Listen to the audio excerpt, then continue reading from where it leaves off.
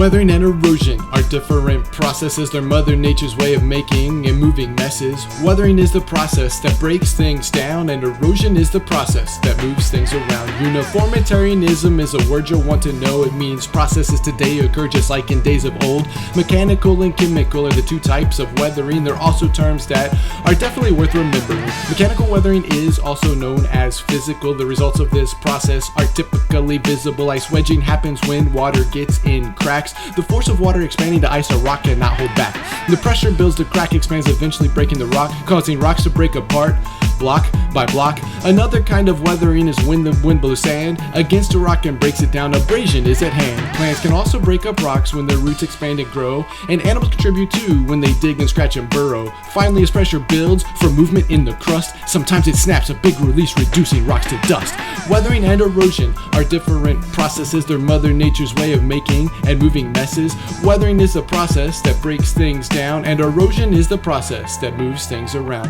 When we weather chemically, it usually involves water. Now, rocks are hard and pretty strong, but water's even stronger. Water is the universal solvent, dissolving many things, seeping down into the earth or bubbling up in springs. When CO2 is what's dissolved, carbonic acid forms. Although it's weak, it is relentless, eating rocks like worms. Limestone rock gets eaten away by this percolating acid, forming karst topographies of caverns get quite massive. When water and oxygen mix in the air, oxidation happens there. Rusting is an example of this. When you store metal with little care, when chemicals get in the air, acid rain can fall. Of course, this causes weathering to items big and small.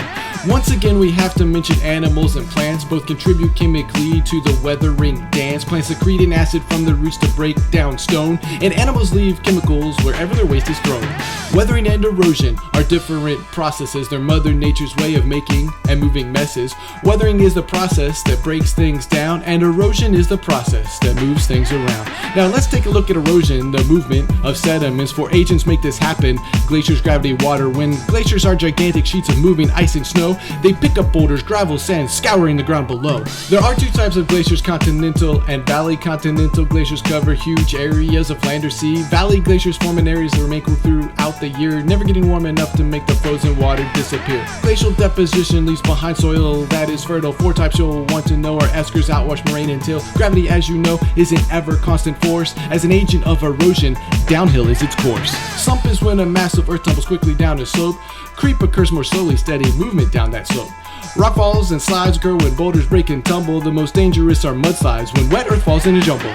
Weathering and erosion are different processes. They're Mother Nature's way of making and moving messes. Weathering is the process that breaks things down, and erosion is the process that moves things around.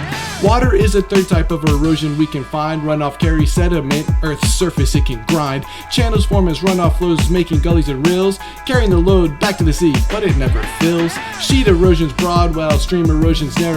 It carves out stream beds that are rarely straight as narrow.